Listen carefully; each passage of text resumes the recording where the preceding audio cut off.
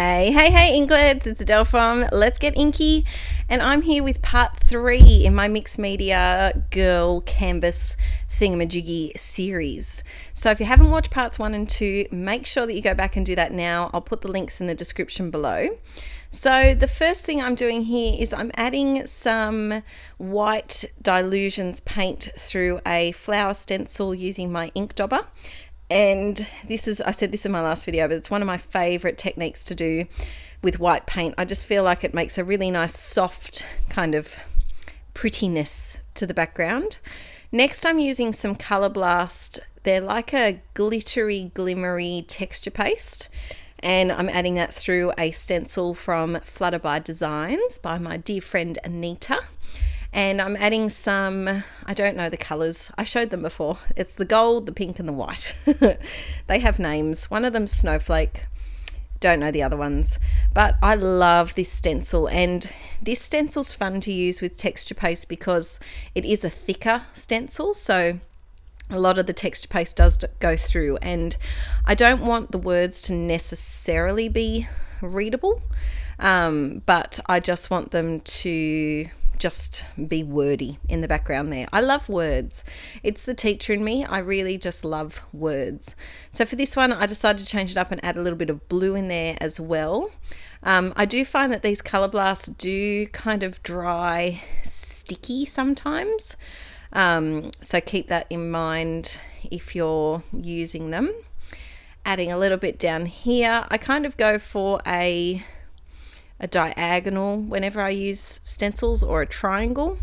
I just feel like it leads the eye really well around the canvas. So this is the last video in this series, so I have sped it up a little bit extra because there is a lot of repetitive technique if that's a word.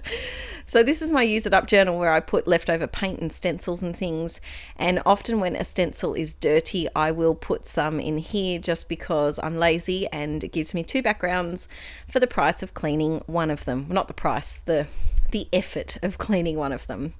Adding a bit of hiiiii shine now. If you watch my main channel Inkie Quill, you'll know how much I love hiiiii Swap Color Shine.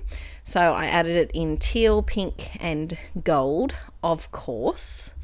So adding a little bit here, a little bit there, and this just kind of, I find that splatters they're just pretty. They really are just a pretty little extra piece, and the Color Shine dry, glimmery. So they add a little extra something in the light. I'm also just spraying some of the mist like you're meant to. And I think that just helps fill up some of the spaces that maybe were a bit more paler or didn't get as much color. So back to this first one, and this is the more bluey purple canvas, and I am, if you haven't watched parts 1 and 2, I am doing 2 canvases at the same time because it's a lot quicker to do, and I made them for 2 different scrapbooking crop giveaways that some friends were running.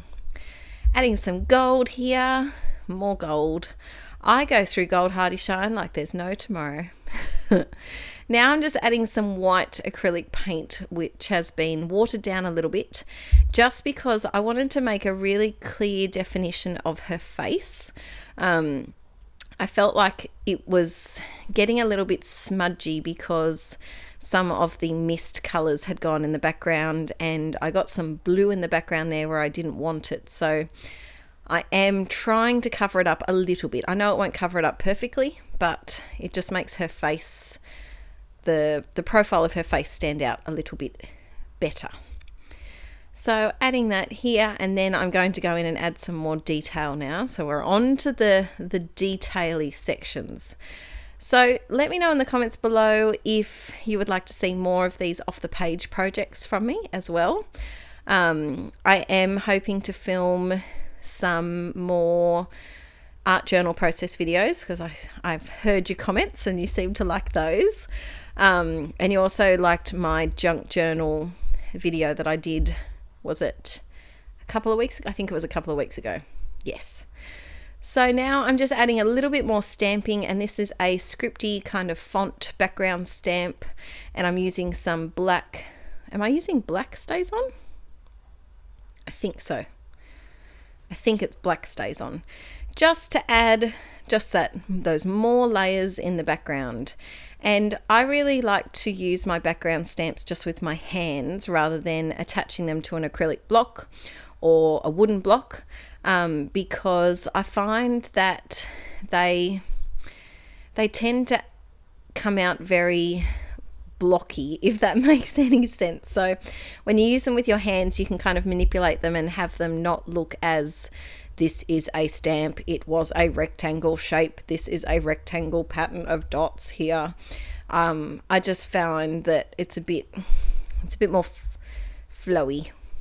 So I'm using my Winsor & Newton watercolors here and my Use It Up journal as a palette, and I'm adding a bit of color back to those flowers because they had muted a little bit.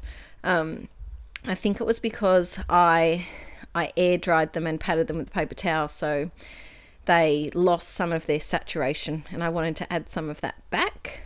So I'm just going through with my water brush. You can use any paints you like. You could use acrylic watered down, you could use mist that you've put to the side and using with a brush. You can use any sort of watercolors from any store. You don't need the top ranges of products. And I really recommend, if you're interested in using a new type of a new medium, then get a small, cheaper version of it first.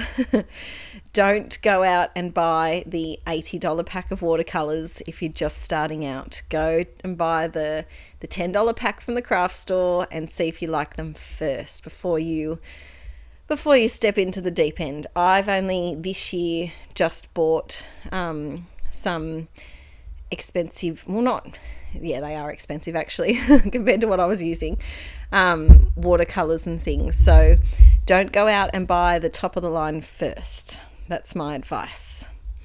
So I'm just adding some more color on that other canvas as well. This one's a lot more gold than the other one. Adding a little bit here, a little bit there. And I am going to put a quote up in that top right hand corner. These canvases were actually made after I made an art journal page that's basically the same quite a while ago. So if you're ever in a bit of a rut or want to make something without having to think through it too much, have a flick through your old art journals or your old layouts that you've made or anything that you've done and get some inspiration from things that you've already made, because if you just want to get in and get dirty, sometimes it's nice to have the planning and the thinking part already done for you. So next up, I'm using this pencil. Now this is before I got my Stabilo, that one, Stabilo, tongue twister, Stabilo. I'll put it down. I'll put it in the description. This is before I got my all pencil, and that black pencil is actually a China pencil that I bought from my art store, which is used for drawing on china. And any black pencil will do. I use that because it is waterproof and I knew that it wasn't going to smudge. So if you're doing this kind of technique and you want to add a black outline like that, check that your pencil is waterproof, because you don't want to go to all this effort and then have it smudge everywhere. Learnt that the hard way. So I'm adding a little bit of colour for her lips and a little bit on her cheek, and I'm just kind of blotting it away because I wanted a softer watercolour look. Adding a few splatters here and there. And this girl's getting closer to being done. I really love how it turned out. I love the flowiness of it. It doesn't look too, you can't tell that it's hair, but you know that it's hair kind of thing. So this is the quote that I'm using, and I'm just using a pencil just to draw that on. And I haven't planned. I don't know if it's going to fit. I don't know if it's going to work. Who knows? I'm just going for it. I find that if I spend too much time planning things and measuring things perfectly, then I don't get the stuff done and I get more frustrated, and that's when I want it to look perfect. Whereas if I just go for it and whatever happens, I actually finish projects, and 99% of the time I love the results. So adding the last little bit, and it fitted perfectly. I don't know how I managed to do that. I think I have a superpower for measuring things. I really do. Aaron always laughs because he said that I'd be the nerdiest superhero ever, because I'd be able to perfectly measure the length of like rope needed to rescue someone, or the height of a building that I'd have to throw my hook up to get up the side of it to go and rescue someone from the top of the building. And I'd be a pretty nerdy superhero. Let me know in the comments below, what would be your superhero power if you had to have a power? My natural one would be measuring things perfectly, but I would love to be able to read minds. So let me know what you think you'd be good at, and then a superpower that you'd actually like. Back on track with what I'm meant to be doing. So I'm just now using my, what is that? I don't even know what that was. Was it a paintbrush, or was it oh, it's a paint pen. So I'm just using a paint pen now, which I don't really like this paint pen. It's a Posca one, but it's got a brush tip and it's white.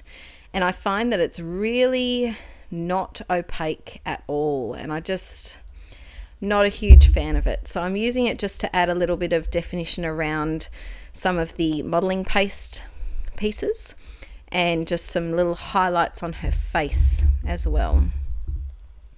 But it's coming along. It's almost done. I've just got a couple of little extra things I want to add. I tried using this is just me experimenting with lots of different materials really.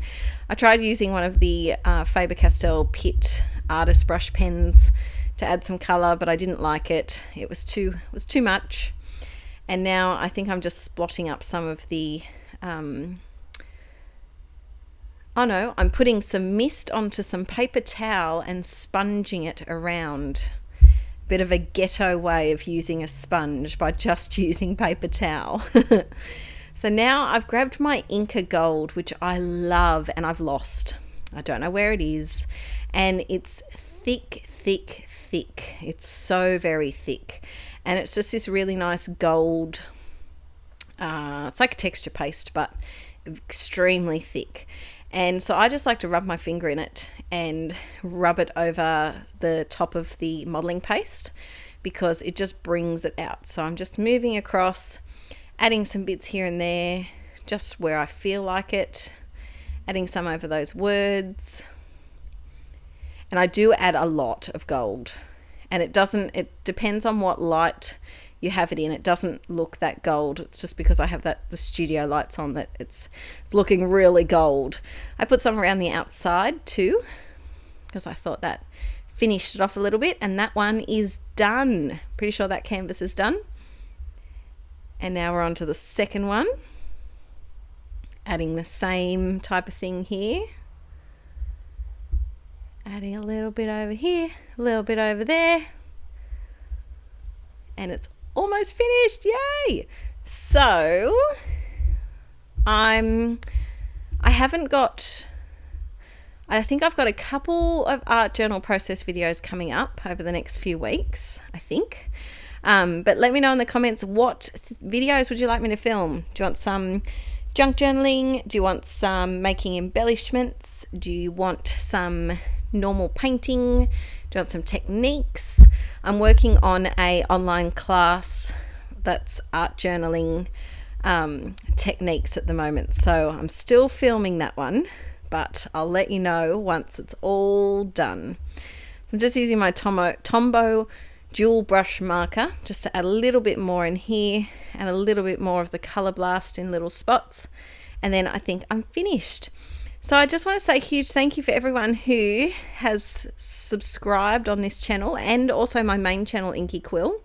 It really does mean a lot, and thank you to all those people who always gives the video a thumbs up and a comment. I really do appreciate it, and I read every single comment, especially late nights with little baby Toomey. So that's the first one and the second one. So one of them is a bit more pink, but I love them both very much. Thanks for watching, guys, and I'll see you next time. Bye!